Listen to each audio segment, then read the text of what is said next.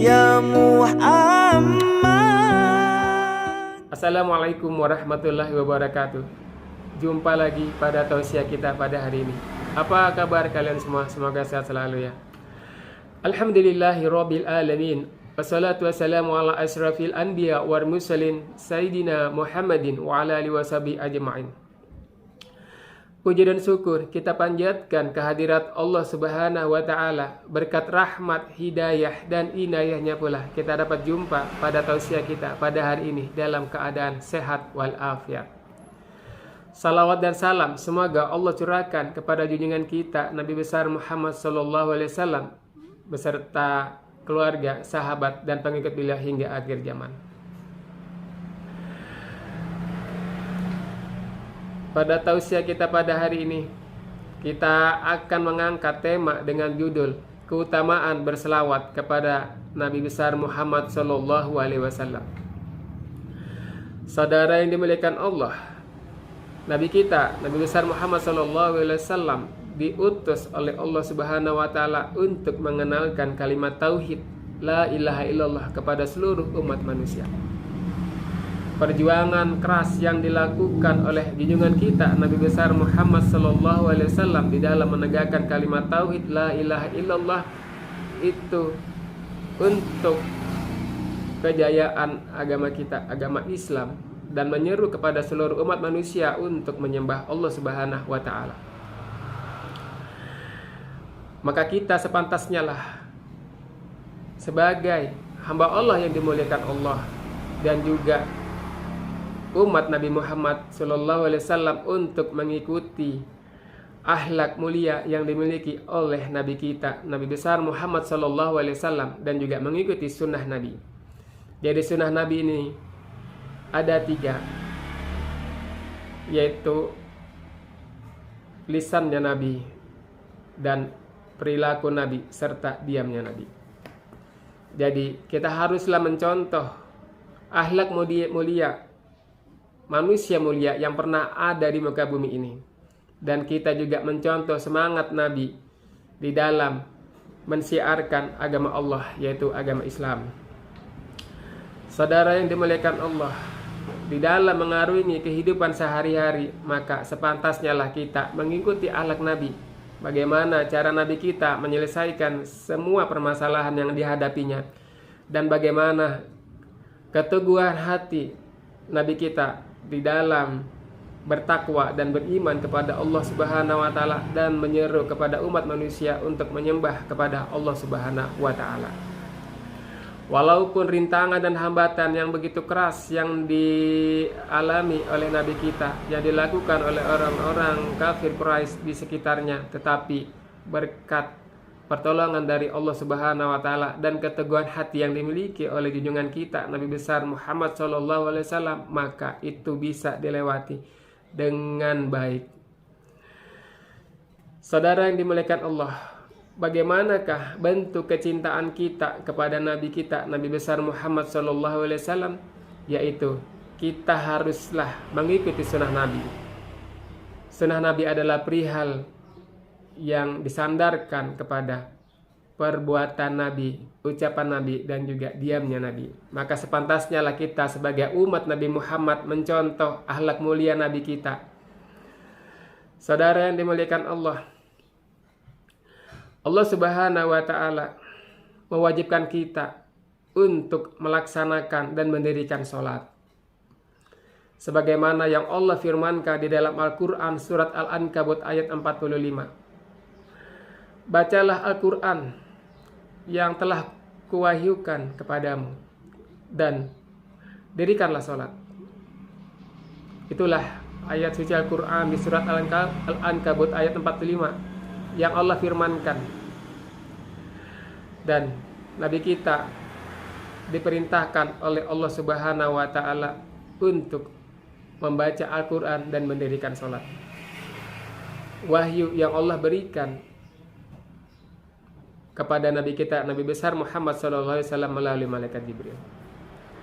Saudara yang dimuliakan Allah, sebagai hamba Allah yang dimuliakan Allah, maka kita sepantasnya lah untuk melaksanakan sholat 5 waktu, karena itu adalah perintah Allah Subhanahu wa Ta'ala. Kita harus melaksanakan sholat 5 waktu tepat pada waktunya, supaya Allah juga memberikan rezeki kepada kita juga tepat pada waktunya. Saudara yang dimuliakan Allah, kita mendirikan sholat juga secara otomatis juga kita berselawat kepada junjungan kita Nabi besar Muhammad SAW, karena di dalam sholat itu ada salawat. Ketika kita membaca tayat akhir, Atiyatul mubarakatuh salawatu taibatu lillah, assalamu alayka ya nabi wa rahmatullahi wa barakatuh, assalamu alayna wa ala ibadillahi sholihin, asyhadu an la ilaha illallah wa asyhadu anna muhammadur rasulullah, Allahumma sholli ala sayyidina Muhammad. Nah, jadi di dalam sholat itu ada salawat. Dan bagaimanakah jika kita berselawat kepada junjungan kita Nabi besar Muhammad SAW di luar sholat? Itu boleh dan juga mendapatkan pahala yang banyak. Karena Nabi kita bersabda, man shalla alayya salatan wahidatan sallallahu alaihi arsa. Bersalawatlah kalian kepadaku 1 kali, maka Allah akan bersalawat kepada kalian 10 kali. Nah, hadis riwayat Muslim. Bagaimanakah bentuk salawat yang diberikan oleh Allah Subhanahu wa Ta'ala kepada hambanya yang bersalawat kepada Nabi? Para ulama bersepakat jika salawat yang diberikan Allah Subhanahu wa Ta'ala kepada kita sebagai hamba Allah adalah berupa rahmat dan kasih sayang Allah, maghfirah Allah kepada kita sebagai hamba Allah yang dimuliakan oleh Allah. Saudara yang dimuliakan Allah, merujuk pada judul tausiah kita pada hari ini, yaitu keutamaan berselawat kepada Nabi Muhammad Sallallahu Alaihi Wasallam. Saudara yang dimuliakan Allah, selain sholat, Allah juga mewajibkan kepada kita sebagai hamba Allah untuk berselawat kepada Nabi besar Muhammad Sallallahu Alaihi Wasallam, sebagaimana yang Allah firmankan kepada di dalam Al-Quran surat Al-Ahzab ayat 56. A'udzu billahi minasy syaithanir rajim. Bismillahirrahmanirrahim. Innallaha wa malaikatahu yusallu 'alan nabi. Ya ayyuhalladzina amanu sallu 'alaihi wa sallimu taslima. Artinya, sesungguhnya Allah dan para sahabat, sesungguhnya Allah dan para malaikat berselawat kepada Nabi. Hai orang-orang yang beriman, berselawatlah kalian kepada Nabi dan beri puji-pujian kepadanya. Nah, jadi jelas kita diwajibkan untuk berselawat kepada junjungan kita Nabi besar Muhammad SAW yang sudah diperintahkan oleh Allah Subhanahu wa Ta'ala melalui firman beliau di surat Al-Ahzab ayat 56. Saudara yang dimuliakan Allah, jadi ketika kita mendirikan sholat itu secara otomatis juga kita sudah berselawat, karena di dalam sholat ada selawat. Tetapi jika kita menambah berselawat di luar sholat, maka itu bagus dan akan mendapatkan pahala yang besar di sisi Allah Subhanahu wa Ta'ala. Dan kita akan mendapatkan kasih sayang Allah dan ampunan dari Allah Subhanahu wa Ta'ala. Apakah keutamaan dari berselawat kepada junjungan kita Nabi besar Muhammad Sallallahu Alaihi Wasallam? Dan Allah Subhanahu wa Ta'ala telah berfirman di dalam Al-Quran di surat Al-Anfal ayat 33. A'udzu billahi minasy syaithanir rajim. Bismillahirrahmanirrahim. Wa ma kana Allahu liyu'adzibahum wa anta fihim wa ma kana Allahu mu'adzibahum wa hum yastaghfirun. Artinya, Sekali-kali Allah tidak akan mengazab mereka jika di antara mereka ada engkau ya Muhammad, dan mereka selalu memohon ampunan kepada Allah Subhanahu wa taala. Nah, seperti itu ya. Jadi, siapakah orang-orang yang berada di antara nabi kita, Nabi besar Muhammad sallallahu alaihi wasallam? Jawabannya yaitu mereka yang hidup di dunia ini selalu berselawat kepada nabi kita, Nabi besar Muhammad sallallahu alaihi wasallam. Dan barang siapa yang berselawat kepada Nabi dan rajin berselawat kepada Nabi, insya Allah akan dikenal oleh Nabi kita di hari kiamat kelak. Karena manusia pertama yang akan dibangkitkan oleh Allah Subhanahu wa taala itu adalah Nabi kita, Nabi besar Muhammad sallallahu alaihi wasallam. Dan Nabi kita insya Allah akan mencari orang-orang di antara hambanya yang rajin berselawat kepadanya. Bagaimanakah cara Nabi kita mengenali umatnya yang rajin berselawat kepadanya? Yaitu melalui cahaya yang ada di wajahnya, karena dia rajin beribadah kepada Allah Subhanahu wa taala dan juga dia rajin berselawat kepada Nabi besar Muhammad sallallahu alaihi wasallam. Dan bagaimanakah jika manusia yang hidup di dunia ini dan sudah wafat meninggalkan dunia, dia belum sempat tobat dan tidak pernah mendirikan sholat 5 waktu, apalagi berselawat kepada junjungan kita Nabi besar Muhammad sallallahu alaihi wasallam. Untuk kriteria manusia seperti ini, insya Allah bisa kita bantu melalui doa anak yang soleh.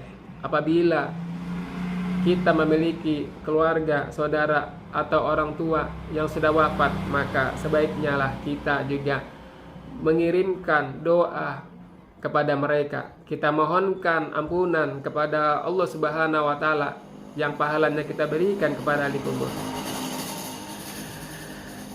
Ada riwayat Nabi kita ketika beliau berjalan di antara 2 makam, dan Nabi kita berhenti sejenak sambil menancapkan pelepah daun kurma yang masih basah. Dan Nabi kita bersabda, ketika daun kurma ini masih basah, maka siksa ahli kubur akan diringankan oleh Allah Subhanahu wa taala. Dan para sahabat pun bertanya, ya Rasulullah, apakah yang dikerjakan hamba ini hingga akhirnya disiksa di alam kuburnya?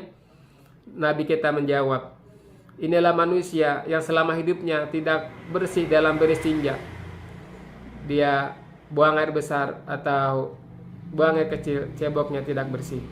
Nah, jadi seperti itu ya. Kita harus membersihkan hati, jiwa, dan pikiran kita, dan juga kita harus memelihara kebersihan, terutama istinja kita. Dan selanjutnya sahabat juga bertanya, ya Rasulullah, apakah yang dikerjakan sahabat yang satu ini hingga ia disiksa di alam kuburnya? Maka Nabi kita menjawab, inilah contoh manusia yang selama hidupnya dia bermuka 2. Di satu sisi dia pergi ke kelompok yang satu dengan wajah yang satu, dan di sisi lain dia pergi ke kelompok lain dengan wajah yang lain pula. Jadi dia provokator yang selalu memecah belah persatuan, dan juga dia tidak inginkan perdamaian di masyarakatnya. Dia suka mengadu domba. Nah, jadi insya Allah kita terhindar dari perbuatan 2 manusia yang seperti ini. Jadi kita selalu menjaga kesucian hati, jiwa, dan pikiran kita, dan juga kita menjalin hubungan yang baik kepada Allah Subhanahu wa taala dan juga kepada manusia. Jadi hablum minallahnya terjalin baik, dan juga hablum minannasnya juga terjalin dengan baik. Saudara yang dimuliakan Allah, jadi insya Allah orang-orang yang rajin berselawat kepada Nabi, insya Allah atas izin dan kuasa Allah tidak akan disiksa oleh Allah Subhanahu wa taala di hari kiamat kelak. Dan insya Allah pula orang-orang yang kurang beruntung di alam barzahnya atau di alam akhiratnya, mereka disiksa insya Allah atas izin dan rahmat dari Allah dan atas kuasa Allah melalui syafaat Nabi. Mereka insya Allah akan ditolong oleh Nabi kita, Nabi besar Muhammad sallallahu alaihi wasallam. Karena sebelum wafatnya Nabi kita selalu menangis mengingat keselamatan umatnya. Beliau berucap, ummati ummati ummati. Begitulah kecintaan seorang nabi, Nabi besar Muhammad SAW kepada umatnya. Dan siapakah yang ditunggu oleh ahli kubur yang kurang beruntung di alam kuburnya saat ini sebelum hari kiamat tiba? Jawabannya adalah syafaat doa anak yang soleh lah yang mereka tunggu. Ahli kubur yang kurang beruntung di alam kuburnya, mereka menantikan dan mendambakan doa-doa dari anak yang soleh. Sebagaimana yang Nabi kita sabdakan dalam hadis beliau, Iza matal insanu inqata'a amaluhu illa min salasin sadaqatin jariyatin wa ilmin yuntafa bihi waladin sholihin yadahu lahu. Ketika manusia wafat, maka putuslah hubungannya dengan dunia kecuali 3 perkara, yaitu amal jariyah, ilmu yang berguna, serta anak soleh yang selalu mendoakannya. Jadi doa anak yang soleh inilah yang selalu dinantikan oleh ahli kubur yang kurang beruntung di alam kuburnya.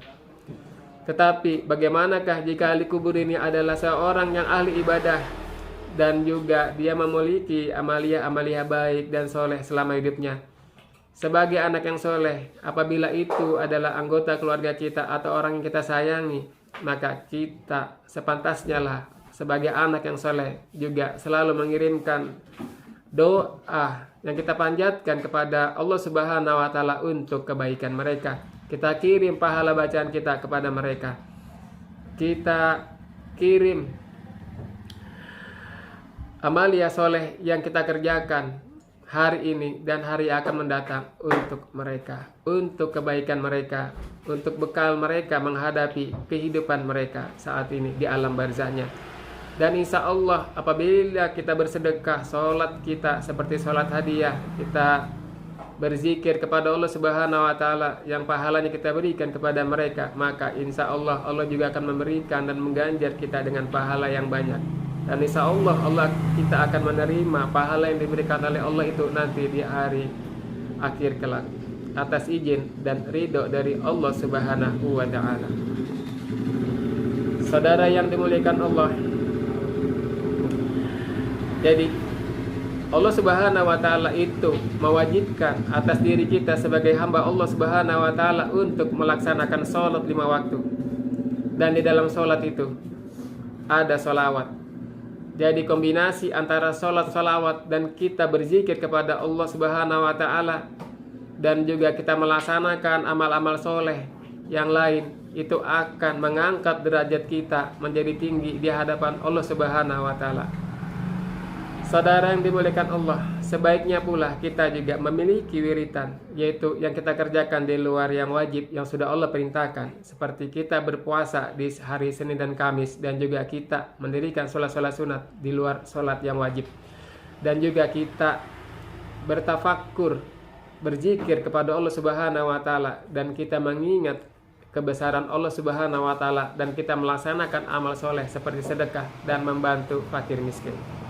Dan kita selalu menjaga kesucian hati, jiwa, dan pikiran kita untuk menggapai ridho dan maghfirah dari Allah Subhanahu wa Ta'ala.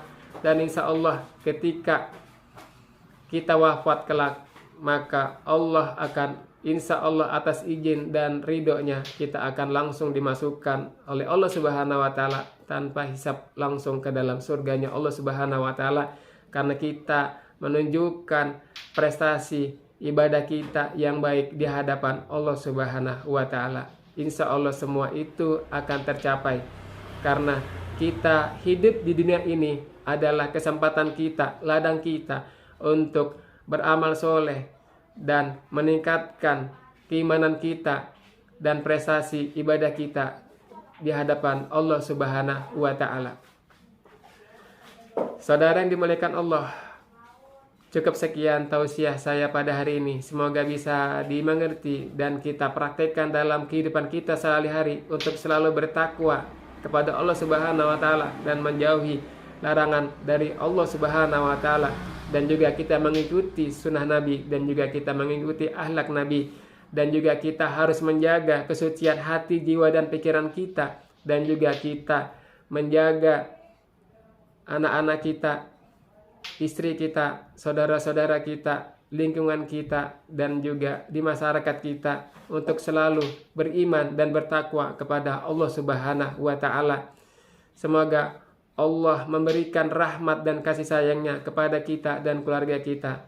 Semoga kita nanti dikumpulkan oleh Allah Subhanahu wa Ta'ala di dalam surganya Allah Subhanahu wa Ta'ala yang penuh rahmat dan kenikmatan serta atas keridhaan Allah Subhanahu wa Ta'ala.